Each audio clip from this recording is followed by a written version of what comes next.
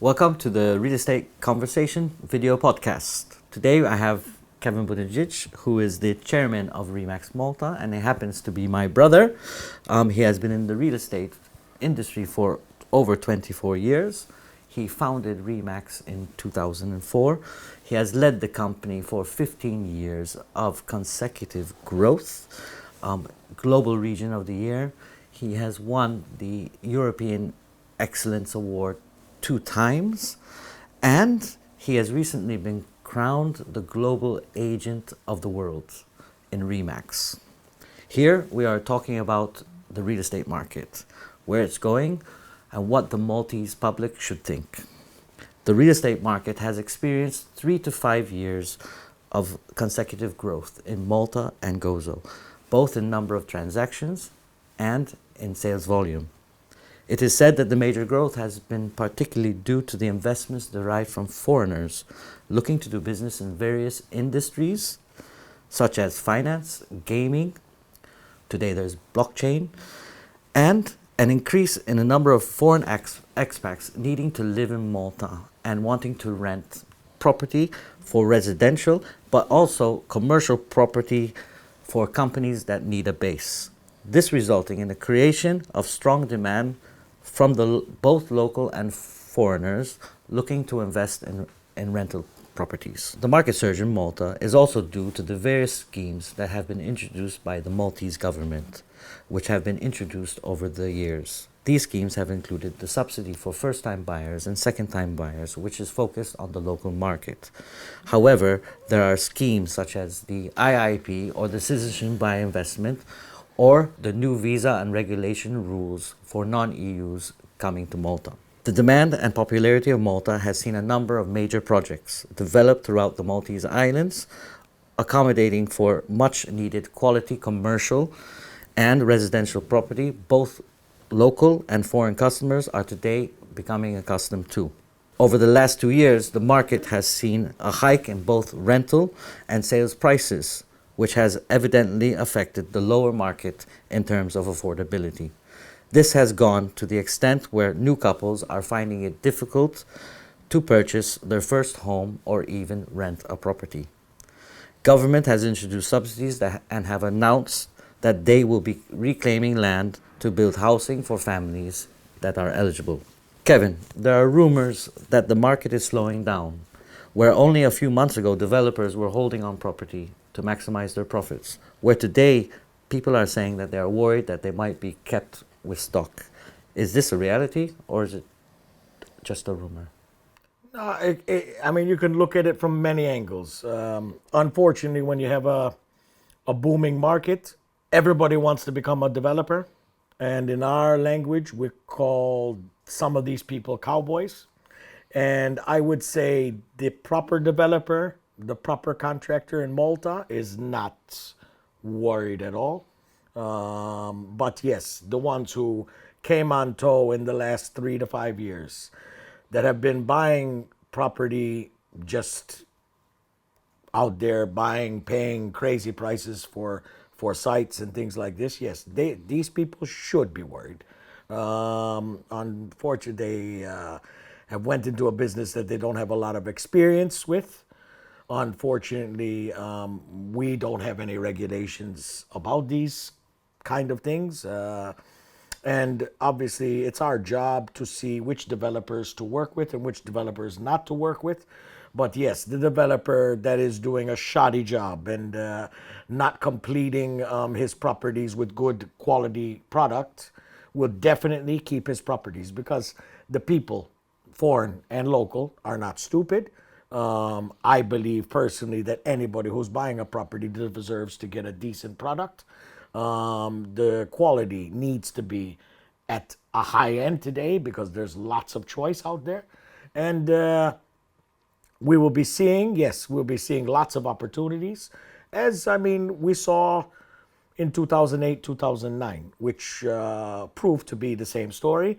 But just because some cowboy developers have went into the market and maybe will go bankrupt, or maybe will have issues with their properties and sell cheap because they have to, because they've got interest rates to pay with the bank, or they don't manage to get a bank loan, and these things, especially now in today's world, those they will create a void in the market, but doesn't mean that the market is slowing down.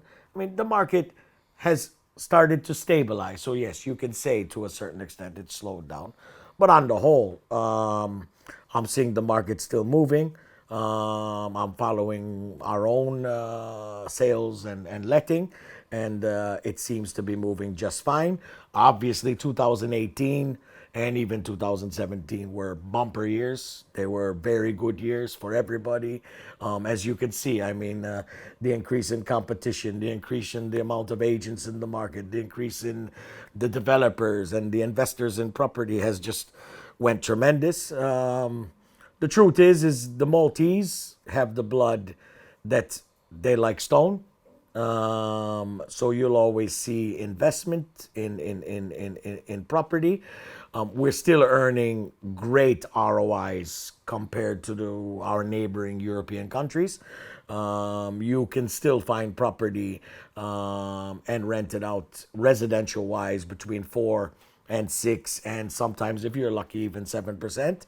And commercially, you can find property between 4 and even up to 8 and 9%. Right. It's not easy to get up to the 8 and 9%, but yes, if you look around, shop around, negotiate well, use the right people that have the knowledge of what's happening in the country, and cover your cost and not be hit with hidden costs, you can do a very good investment in Malta. So what would you say the status quo, or let's say, where is the market heading in the next year or two? Well, I think the market will stabilize in the next year or two. I mean, obviously, the new announcement of the banks giving loans will slow down the first-time buyers market to a certain extent. I believe that there are some schemes that are being put into place, which we're waiting to see what's happening. But now asking a first-time buyer to place a 15% deposit instead of a 10% deposit on a house is a bit steep by all means, basically around the world, because if you look around the world, except for some exceptions, it's usually in the region between 5 and 10%, and the bank will loan the rest of the money because it's a first-time buyer. Obviously, I also understand that maybe the bank is afraid that the properties will lose some equity, and obviously that would mean that the loan would be higher than what actually the property is worth. In Malta, I don't think we really have that to worry about. I believe that Malta property market will stay strong.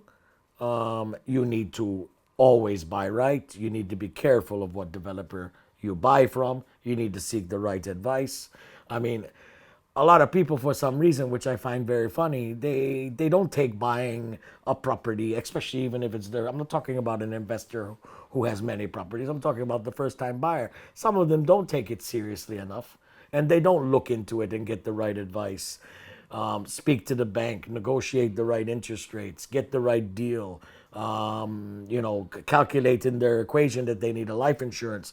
They need to insure their property. All these things add up.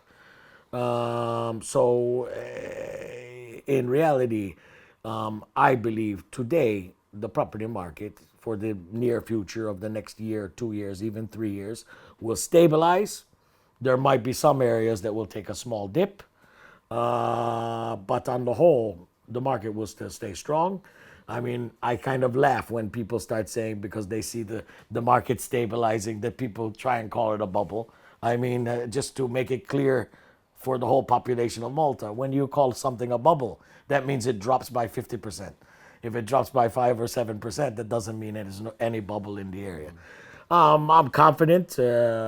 We invest in property on a regular basis. We're still investing, so I guess proof of the pudding is in the eating.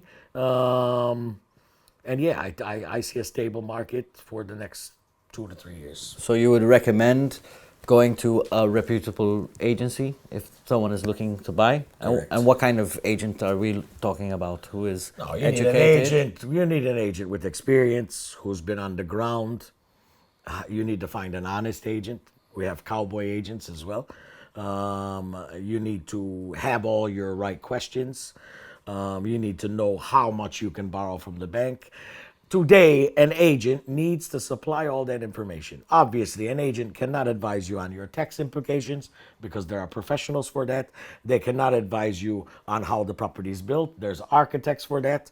They cannot advise you on certain finishings because that's something you need to deal with the developer. But obviously, they can help you with those things, and it's their duty to help you with those things. But really, when it comes to professionalism, they need to step away from the legalities of the deal, but they can advise you on who they believe you can use, and obviously tell you to choose whoever you want. I mean, notaries, lawyers, these are all important things in every transaction. And I repeat, people should be very careful of when they sign a promise of sale, of what they are signing. So, Kev, if I were a first-time buyer and I would come to Remax, what questions should I ask your agent? Well, I think the first thing is to meet with the agent. They can define with the couple's income of what kind of loan they can achieve to get from the bank. We can also use our contacts with the bank to just confirm exactly what kind of property they can buy. Obviously, they can explain to us which area that they want to live in and what size of apartment they are looking for. And then obviously the agent can advise them whether it's possible with their budget to live in that area, to find an apartment in that area. And obviously then, if not, give alternatives. If so, then they would show them properties in that area. It'd be very important to, know when the development is going to be ready, whether the young couple needs to move in quickly, or maybe they can benefit from buying on plan, which will be finished in 6 months, a year, 18 months, depending on their timelines. You need to sit down with the first time buyer and make sure that they understand the costs involved in buying the apartment. There's the stamp duty, which is reduced, yes, but there's still the stamp duty. There's the notary fees. There's the property, depending on what kind of finish, and this is important so they know what kind of finish is going to be given to the end product. Where in many cases there are certain developers, who say, look, I have this budget to spend and that's what I'm ready to spend, but I'm buying everything from this shop. Go there. If you want to upgrade, you can upgrade. There's lots of different questions. It's really what the clients are looking for themselves. But yes, definitely, I mean, that's what we train our people to do, to make this as smooth as a process as possible. I mean, for many reasons. One, we want the client to be happy, and it's the most biggest investment of their life in many cases. Two, when they're first time buyers, they could be second time buyers in the future. And obviously, if you give a good service the first time, you're going to get called up upon the second time. That's really it. I mean, it's a case by case basis. It's depending on what the client wants. But on the whole, I mean, yes, that's what we're here to do. I mean, at Remax, like I always tell people, 250 days of the year, we have training going on at our academies. So, this training is purposely to get our agents ready for the first-time buyers, the second-time buyers, the upmarket buyers. We have courses for everything. So this is very important, and we're going to extend the academy and grow it even bigger. So, yes, our agents are very prepared to help really and truly anybody who wants to buy a property. Apparently, the regulation of real estate agents is waiting to be discussed in Parliament, and it could be passed, the law could be passed even in September. What are your thoughts? Well, I mean, I really don't have much thoughts about it. It's been going on for 15 years.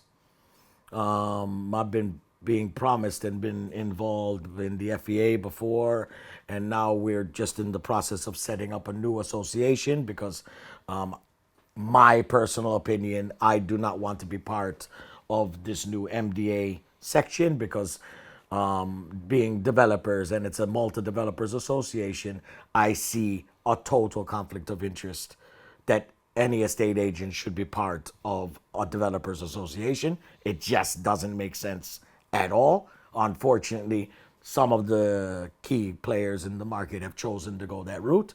I refuse to go that route because I want to stay above board, which I think I made the right decision. we'll be putting together International Real Estate Association, and we should be launching it in the next couple months, which we should have our own voice. Up to now, from what I understand, basically the MDA and the government have been discussing the licensing of the agents, which unfortunately there's a void there because we are major players in the industry, and our say should mean a lot to the industry. But do you agree with the path to Oh, regulate yeah, the industries? I believe that the best thing since sliced bread would be to get the estate agents licensed. That way we can weed out all the cowboys in the industry, and it can be a proper profession, because it's a very, very strenuous job. It's not as easy as people think. The amount of effort to train an agent and get him to a certain level where he can start selling property is quite a big task. This job is not for everybody, just like being a lawyer is not for everybody, just like being a teacher is not for everybody. But this job can be a super career, and people can make a good living out of it.